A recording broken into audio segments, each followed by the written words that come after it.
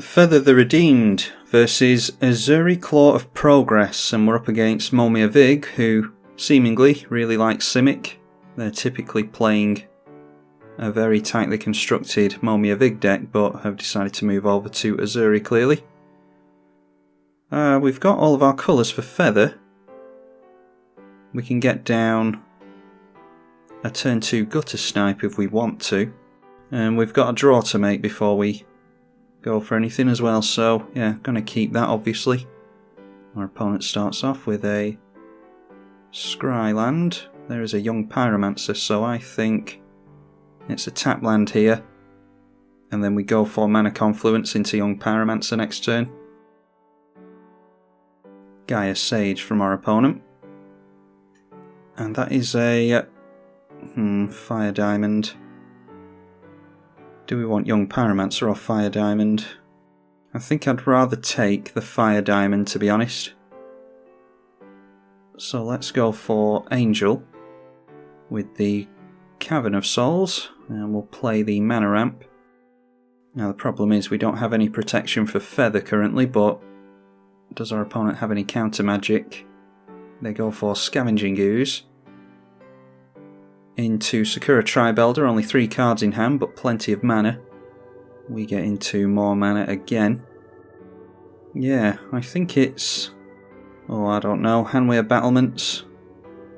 Well, we'll get Feather down first and hope that our opponent doesn't have removal, because we don't have anything to flicker her with or protect her with or anything like that. In fact, we'll go Bloodstained Mire and try and represent something. They go for a basic island with the Sakura Tribelder. Then it is their commander evolving the Gaia Sage. Oh, and then of course they've got a Gaia's Cradle. So it's straight into Oracle of Muldiah with 2 lands on the top, no doubt. There's certain players that show up and everything just always goes swimmingly for them. Told you they'd have 2 lands on the top. Just seems to happen for specific players sometimes, and Momia Vig, every time I play them, things always go really well. It's not to say they don't have a very good deck, of course, they're a very capable deck builder, but you do need a little bit of luck on your side sometimes, with Oracle of Muldiah and 2 lands on top, for instance. They have 1 experience counter from the Oracle, so it's more mana from the Gaia Sage. That cares about the number of plus counters on it. We go for a Plateau in response to the end step. And of course we just draw into a land. We can... what is Impact Resonance? How does that work? Where X is the amount of damage dealt by a source to a permanent or player this turn. It deals X damage divided as you choose amongst any number of target creatures where X is the greatest amount of damage dealt by a source to a permanent or player this turn.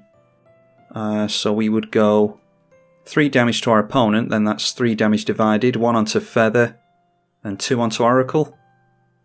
I think that's a pretty good idea. Let's get down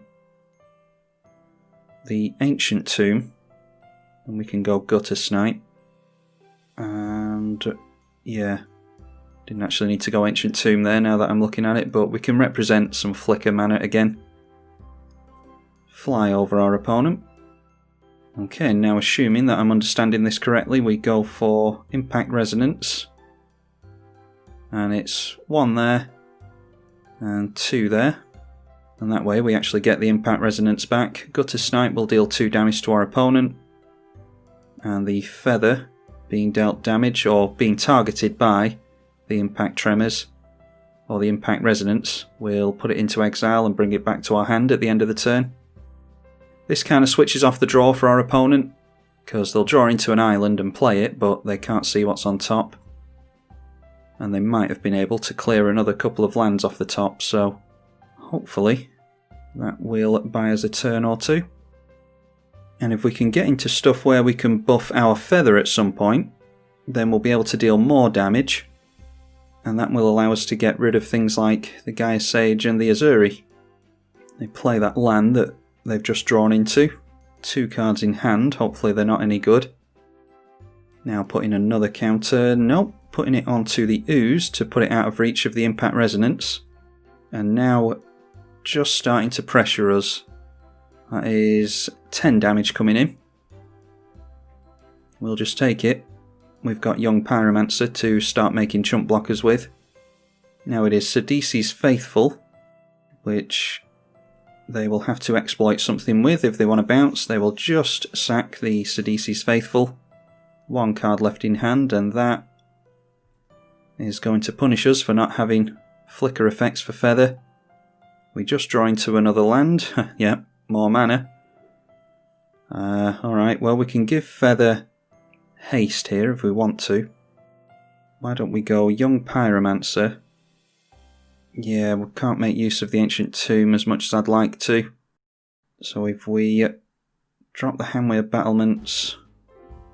Yeah, I think we have to go in with our commander here. Give our Feather haste. And then just hit our opponent again. And we can always chump with the Gutter Snipe. Okay, going for exiling everything except the Oracle with the Scavenging Ooze. Our opponent rips into another land as well, and that makes the Scavenging Ooze even bigger. We can block that with Gutter Snipe. So I think we have to here. That is 10. Yeah, they don't quite have us, but we'll block the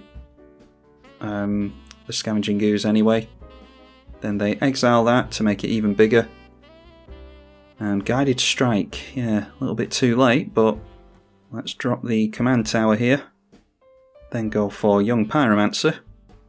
Then we'll swing in and go for a Guided Strike. That will make some chump blockers. Or make a chump blocker. Okay, and a Defiant Strike as well, which will buff even more, which means even more damage.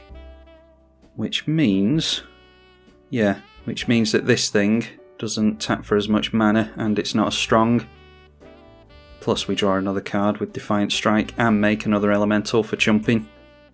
Get into another mountain. We'll wait for our opponent to take damage. They'll go up to 11 commander damage. And then we can go Impact Resonance. 1 onto Feather.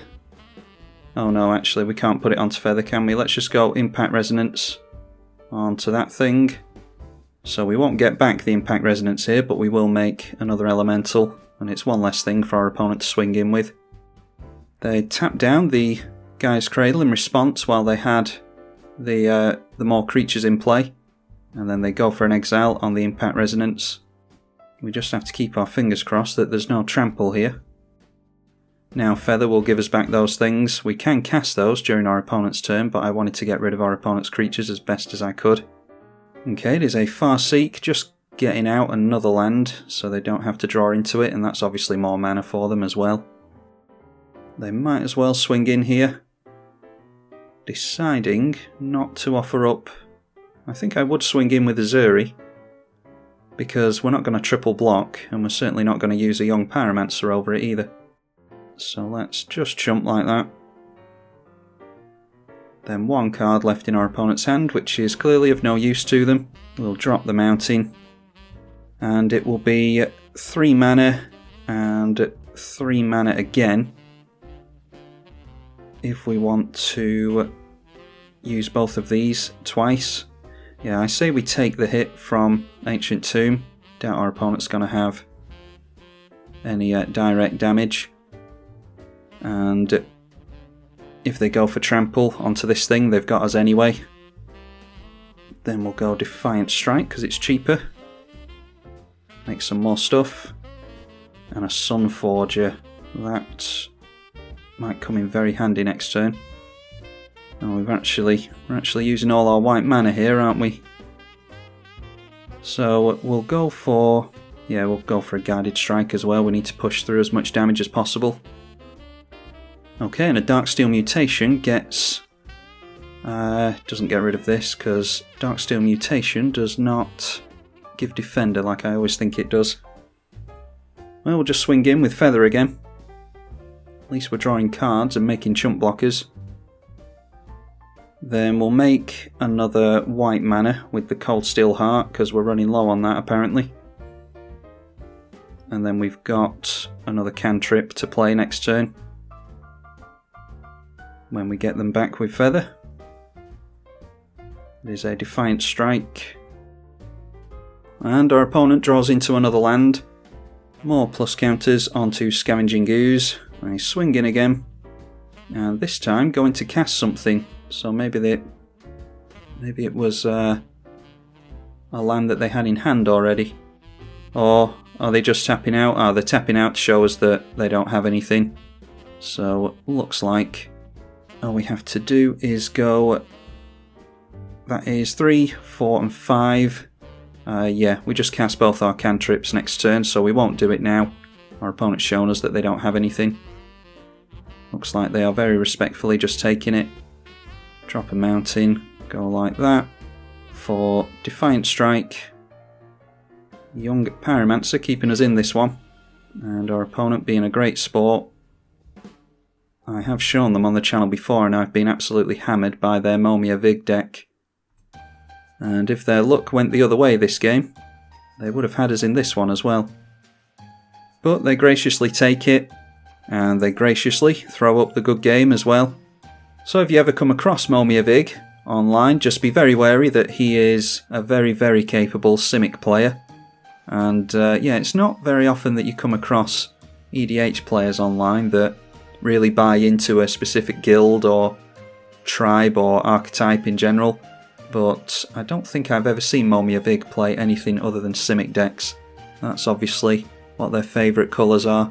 But seems like a cool guy nonetheless. I've been beaten by him plenty of times and it's good to get a win against him every now and then. Even if there was a bit of luck involved. We were drawing into a lot of lands at first, so I don't feel too bad about it. Anyway, hopefully you all enjoyed this little bout. I'm tribalkai on the EDH channel. Thank you for watching.